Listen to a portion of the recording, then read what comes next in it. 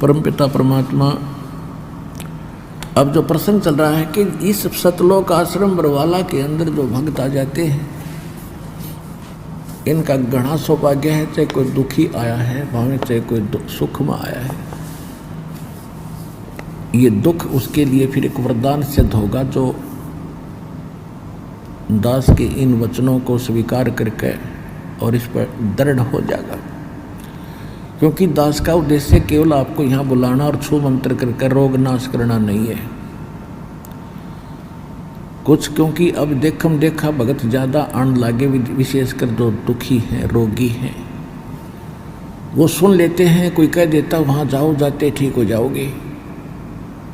यहाँ आते हैं कई भगत तो कहते हैं हमने तो बस यो ठीक कराना है, नाम नूम ना लेना। बता कोई बात हुई यार, सिर में दर्द करना हो हमारे भी तुम यहाँ पर। यहाँ आने से पहले ये सोचकर आया करो, यदि आपने मोक्ष प्राप्ति करनी है तो आओ, यदि आपने रोगी नाश करना है तो हॉस्पिटल बहुत बड़े हैं, वहाँ जाओ। परमात्मा हमारा मूल उद्देश्य है, जो असली सौदा हम करते हैं वो हमारा सौदा मोक्ष प्राप्ति, जन्म मरण का रोग नाश करना है। और जो अन्य संसारिक और शारीरिक कष्ट या मानसिक पीड़ा, ये तो हम रूंगे में देते हैं आपको, रूंगे में। अगर सौदा करोगे तो रूंगा मिलेगा, ना तो मिले नहीं।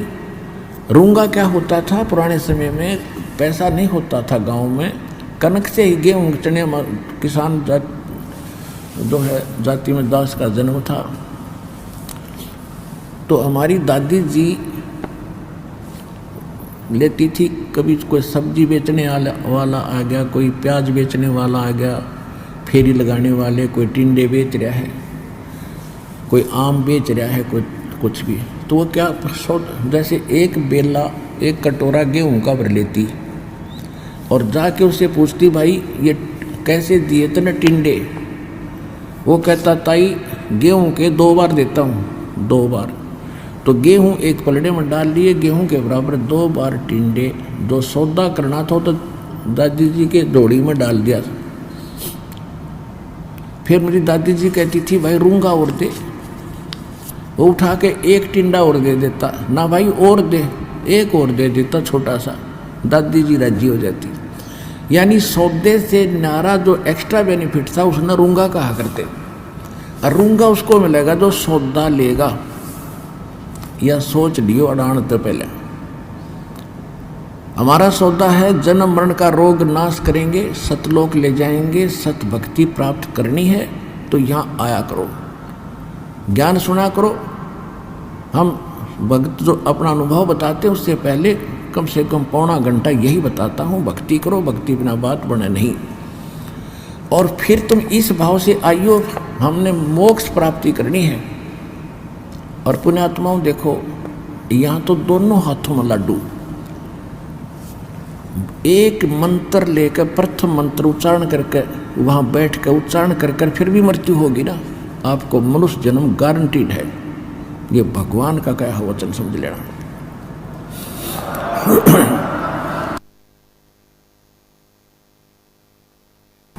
तो इसलिए हम भी इस बात को अवॉइड नहीं करते, क्योंकि जैसे तैसे कोई आकर नाम ले गया, जब दर्द हो गया तो गारंटीड ठीक होगा, तो कैसी बीमारी हो। और फिर भी जो डगमग हो गया तो कम से कम हमने तो अपनी आत्मा पकड़नी है। भगवान ने एक बार नाम ले लिया और 10-5 मंत्र कर लिए, या एक भी मंत्र उच्चारण करके किसी कारण से और उसकी मृत्यु भी होगी तो भगवान का हो गया वो, उसको तुरंत मनुष्य जीवन देगा। और अब विश्व में ये ज्ञान फैले ही फैलेगा, वो आत्मा चढ़ गई लाइन पे, अगले जन्म में उसका मोक्ष कर देगा। भगवान परमात्मा ने तो अपने लाल इकट्ठे करने हैं।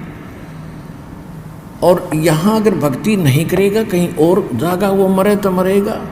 मनुष्य जीवन उसने ना लाख जन्म भी ना मिलना फिरता है, क्यों भक्ति करे नहीं रखी। तो यहाँ दोनों हाथों में लाडू, भगवान जब सच्चे दिल से भक्ति करोगे तो स्वस्थ भी होगे और मोक्ष भी मिलेगा। और वैसे भी अगर नाम लेकर किसी कारण से, क्योंकि नाम ले गए 10-5 दिन, महीने 2 महीने भक्ति कर ली और फिर आस्था हट गई, किसी ने बका दिया, क्योंकि यहाँ आने के बाद घने मिलेंगे आपने ये जादू तंत्र करनी है, चलो वहाँ झाड़ा लगाता ठीक हो जाता है। यहाँ आते हैं भगत बताते हैं, लाते हैं जी इसको ऐसी बीमारी थी या कैंसर थी इसके और ठीक हो गया था। अब तीसरी बार आया, दूसरी बार आया, जब कति सोचता का मतलब 90% आराम था। और फिर कोई रिश्तेदार आ गया कि वहाँ जाते ही ठीक हो जाता, उसको लेके झाड़ा लगा दिया, वैसी स्थिति फिर होगी तीसरी बार आया जो। अब बता के रोऊं उसने, के कहूँ मैं क्या कहूँ? तेरा समझाते हैं, खुरकाते हैं, या मत आना फिर आगे से अगर ऐसी बकवास करते हो तो। भगवान से छोड़कर इतना सारा मिल गया, तुम फिर भी चले जाते हो, तुम्हारी अकल कहाँ, फिर क्या ज्ञान समझा? तो न्यू मार खा जाते हो तुम। अच्छा, दूसरी बात यह है,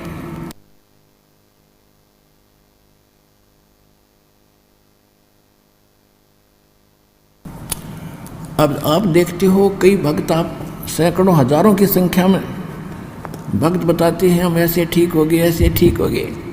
वो क्यों ठीक हो गए?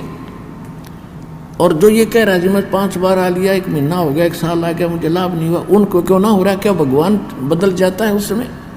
ये आपकी कमी है। सतगुरु के दरबार में कमी काहे की ना, हंसा मौज ना पावता तेरी चूक चाकरी माँ। इस सच्चे दरबार में इम्पॉसिबल वर्ड नहीं है भगवान कबीर साहब की डिक्शनरी में, असंभव शब्द नहीं है। इसके सच्चे दरबार में किसी वस्तु की कमी नहीं है। लेकिन आपको रजा नहीं प्राप्त हो रही तो आपकी कोई सेवा में, कोई क्रियाओं में, कोई आपकी मर्यादा में त्रुटि है, उसको ठीक करो। दूसरा ये होता है कि जैसे एक डॉक्टर के पास एक जैसी रोगी जाते हैं, एक रोगी तो 2-3 खुराकों में ठीक हो जाता है, दवाई देते हैं, और एक को कहता है कल फिर आना 1 हफ्ते में, दवाई ले जा, फिर आना हफ्ते में। तो उसका रोग दीर्घ है, उसका रोग अभी स्टार्ट था, वो 2-3 खुराकों से ठीक हो गया। और ठीक वो भी होगा क्योंकि औषधि वही है, उसका थोड़ा समय लग जाएगा, स्वस्थ अवश्य होगा। तो ये भी कारण है। इस कारण से भी आप लगे रहना। परमात्मा के फार्मूले हैं, द्वार धनी के पड़ा रहे और धके धनी के खावे, और 100 काल झकझोल ही पर द्वार छोड़ नहीं जा।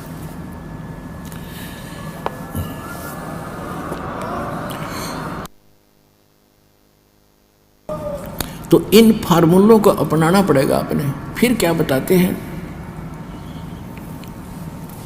धीरे धीरे रे मना, धीरे सब कुछ हो, माली सींचे 100 घड़ा, भाई ऋतु आए फल हो। एक ये फार्मूला है कि धीरे धीरे रे मना, धीरे सब कुछ हो, माली सींचे सैकड़ों घड़े पानी के, और समय आए फल हो। जैसे एक आम का पौधा बीज बोया माली ने, और उसमें जब तक वो पेड़ नहीं बनता उसकी सुरक्षा भी करता है, उसकी सिंचाई भी करता है, सैकड़ों घड़े पानी डालता है, तो वो उस प्रोसेस का मास्टर है। उसको अविश्वास नहीं होता, उसको पक्का दृढ़ विश्वास है कि इससे यूँ आम पेड़ बनेगा, और जब ये पेड़ बन गया तो इतने फल देगा, लदपद हो जाएगा। इसी प्रकार आपका यो भक्ति रूपी, सत भक्ति रूपी, यथार्थ भक्ति रूपी पौधा आम का बीज ईब बुया है। आप जब से यहाँ आए, अब इसकी सुरक्षा और आप इसकी संभाल करो, सिंचाई करो, सेवन करो, मर्यादा में रहो, बाढ़ बनाओ, इसकी रक्षा करो और भक्ति करते ही रहो। एक बार इसने थोड़ा सा समय दो, उबड़ दो आपकी भक्ति, और बनन दो इसको भक्ति का पेड़। फिर देखना फल लदपद हो जाओगे, आप भी खा लोगे, रिश्तेदारों को भी पहुंचा दोगे, तो भी ना खत्म हो, इतना सुख देगा। फिर तीसरा फार्मूला ये है, जैसे आपको बहुत बार बताया है कि भगत भी आपस में बताते हैं। एक बहन आया करती थी, सन 2005 से उसने नाम ले रखा था, संतान नहीं थी, और लगभग 15 वर्ष शादी ने भी हो गए थे, लेकिन उसको ज्ञान गुण से कति समझ में आ गया था इस बात का कि अगर होगा तो कदे सुनाई यही होगी, ना हो नहीं संसार में। तो उसको बार बार कहा जाता, बेटी विश्वास रख। कहते हैं कभू तो दीन दयाल का भनक पड़ेगी कान, तो वह भी दृढ़ रही। तो इकट्ठी 2 लड़की दी उसको, 2 लड़की बालक ने 40 साल की उम्र में। अब 1.5 साल के बाद अब फिर इकट्ठे 2 लड़के और हो रहे उसके। वह कभी इंटरव्यू फिर देगी, आई हुई थी लेकर के। अब 2 लड़के फिर दे दिए। मगर बेटी हाथ जुड़वा देगा तेरे संतान की, तने बस करना पड़ेगा। तो इस तरह की डिमांड रखते हैं, आशा लेते हैं, तो उन्हें दर्द भी होना पड़ेगा और ये फार्मूले अपनाने पड़ेंगे। फिर देखियो क्या करना हो जाए। एक भगत आपको बता रहा था इंटरव्यू में, पता नहीं कहाँ कहाँ भक्ति करते थे। 2 लड़के थे, कैप्टन था, एक और अच्छा लड़का था। दोनों की मृत्यु होगी, कई के लाख रुपये लग गए बीमार होकर के।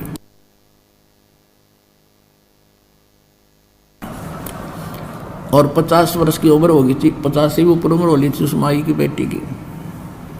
लौट-पट कर यहाँ ही किसी बहन के कहने थे। यहाँ 1.5 साल भर के बाद उसने अपना ऑपरेशन ठीक करवाया, साल भर के अंदर लाल दे दिया। तो जब आदमी सारा लौट-पट लेगा ना, जब यहाँ दृढ़ होगा और फिर देखना खेल जाता है। तो आप इस सत्संग में आकर ये ज्ञान सुना करो और जो दास बताओ उस पर दृढ़ होया करो, संसार की मत सुना करो। यहाँ से नाम लेकर जाने के बाद कोई ये कह देगा चल वहाँ लड़के होने की दवाई मिल रहा है, वो हमारा फार्मूला ख़त्म, वहाँ कुछ होना ही नहीं था। भगवान की आस्था है, भगवान ने हाथ हटा लिया। तो इस प्रकार चाहे कुछ भी हो, यहाँ आने के बाद आप सपने में भी किसी की आस्था मत करना, परमात्मा कबीर जी के अतिरिक्त। और फिर देखना, एक कैसा दे सब सदे, सब साधे सब जाए, माली सिंचाए मूल को फिर फले फूले अगाए।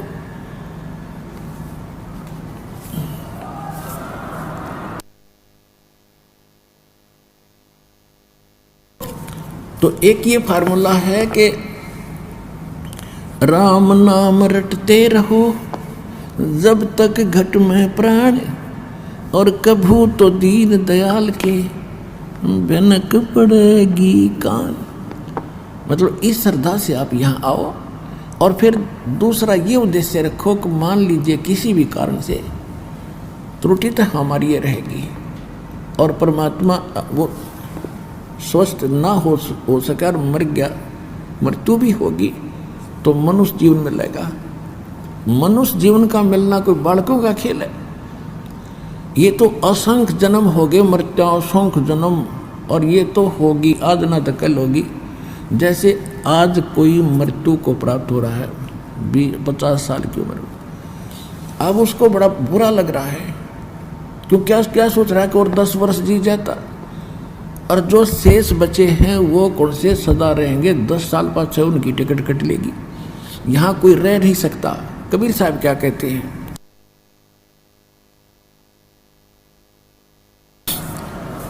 साथी हमारे चले गए हम भी चलन हारे, कोई कागज में बाकी रह रही ही ताते लगी है वारे। परमात्मा कहते हैं हमें समझा रहे हैं कि तुम देख रहे हो कि कोई कल मर गया, कोई परसों मर गया, इसी से आपके मित्र प्यारे रिश्तेदार खत्म हो रहे हैं, और आप भी एक दिन जाओगे। आपका कोई कागज में बाकी रह रही है, यानी कोई समय सांस शेष है, जिस दिन वो पूरे होंगे 1 सेकंड में जाओगे, यहाँ से कोई रोक नहीं सकेगा। तो कहने का भाव ये है कि इस संसार की आस में केवल यहाँ जीना ही जीना मानकर भक्ति नहीं बनेगी। परमात्मा की भक्ति को प्रथम रखकर और फिर चलो। आप विश्वास करो, ये मालिक आपको जीवन देगा, आपकी आयु बढ़ावेगा, एक्सटेंशन देगा, यदि आपकी नीत भक्ति की रही। दूसरी बात ये होती है, जैसे परमात्मा को तो हमारे आने वाले समय का खूब पता है। जैसे कोई भक्त की मृत्यु होगी, सतनाम प्राप्त करके सारनाम प्राप्त नहीं हुआ, अब कोई उसके मन में, क्योंकि जो भक्त हैं उनको तो दृढ़ता रहती है, समाज के लोग वहाँ आते हैं, पता नहीं क्या क्या उसको कहते हैं, तुम तो ये कहा करते, तुम तो ये कहा करते और अच्छा भगत था, पूरी श्रद्धा थी, इसकी एक्सटेंशन क्यों ना करी तुम्हारे भगवान ने। तो पुण्यात्मा विचलित ना होना। आपको उदाहरण देता हूं कि उस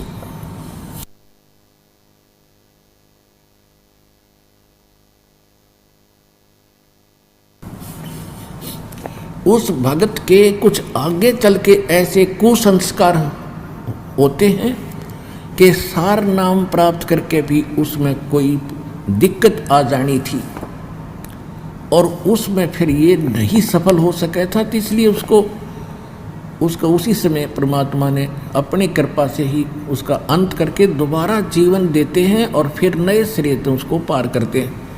अब तो ये भक्ति युग शुरू हो गया, हजारों वर्ष ये चलेगा।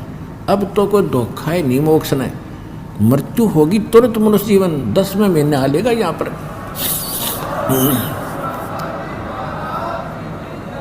10वें महीने वो आत्मा यहाँ आ लेगी किसी बहन बेटी के गोदी में, माई के गोदी में, और गर्भ से भक्ति शुरू हो जाएगी उसकी। दास के पास उदाहरण है, ऐसे ऐसे भक्त, क्योंकि दास ने 20 वर्ष हो गए लगभग इस उपदेश देने की आदेश प्राप्त हुआ, उस समय से देख रहा है कि कुछ ऐसे भक्त सार नाम प्राप्त करके भी बिगड़ गए और छोड़ गए यहाँ से, और नकलियाँ गज्जा फंसे। तो वो कुमार्ग था। तो इससे पहले अगर वो पहले मर जाते वो अच्छा था इस नाशकरण पे भक्ति का। तो परमात्मा अपने भक्त हंस के लिए जो ऑपरेशन आवश्यक होगा वो अवश्य करेगा। जैसे किसी को रोग है और उसकी टांग कटनी है और टांग ना कटी तो उसकी जीवन नाश होना है, तो डॉक्टर सलाह देगा कि टांग काटनी पड़ेगी जो जीवन रक्षा चाहता है। तो बुद्धिमान होगा तो यूँ कहेगा जी जीवन रक्षा कर दो, टांग वैसे कट जाए। तो इसी प्रकार परमात्मा के ऑपरेशन में आपको ऑब्जेक्शन नहीं होना चाहिए। जो परमात्मा करता सही करता, ये विश्वास रखे कि मालिक गलत नहीं कर सकता जब इसकी शरण में आगे।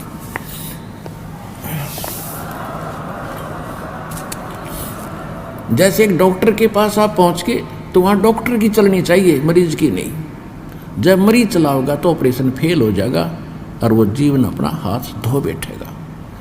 तो इसी प्रकार जैसे आप देखते हो बिल्ली जो होती है एक घर में बच्चे पैदा करती है और तीसरे दिन उनको मुख से उठा सारी रात दूसरे घर में ले जाती है। क्यों ले जाती है? कि उसको पता है कि कहीं यहाँ कुत्ते कातों को पता ना लग जाए तेरे बच्चों का, यहाँ पता लगा इतना दूसरे में रखाऊंगी। और जब वो उठाकर चलती है उन बच्चों को अपने मुख से पकड़ती है। कितने पैने दांतरे होते हैं, दांत होते हैं बिल्ली के, और वो बच्चों को बीच से पकड़ कर चलती है। वो बच्चे चूं भी नहीं करते। क्यों नहीं करते? क्योंकि उनको दर्द होता है, उनको मालूम है हमारी माँ पकड़ रही है और इसी से दर्द हो रहा है हमारे को, ये कोई विशेष खास बात है, हमें कोई खतरा है, उससे बचाने के लिए ले जा रही है। तो वो पशु भी इतना महसूस करते हैं, वो भी हाय हाय ना करते और चुपचाप बेचारे नू हो जाते, नू सुकड़ जाते हैं। वो पकड़ के ले जाती है और बिल्कुल नहीं बोलते। उनको मालूम है जब शोर कर दिया तो कुछ पहचान ले, कुत्ता आ जाएगा हमें खा जाएगा, तो चुपचाप उस दर्द को सहन करके सुरक्षित हो जाते हैं। तो इसी प्रकार समझ लेना परमात्मा थोड़ी बहुत यहाँ आकर भी आपको कोई पीड़ा है तो आपके हित में है, आप उसमें बिरडाना नहीं।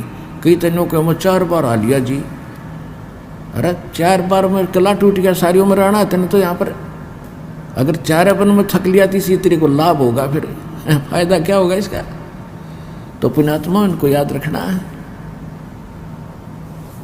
कहते राज्य क्रमता राम की रजा धरे सो शीस, दास गरीब दरस परस दिन बैठे जगदीश। इस परमात्मा की रजा में रहना और देखना, फिर ठाठ आपके 101 पीढ़ी का कल्याण होगा, या कोई डूम भाट के गीत नहीं है।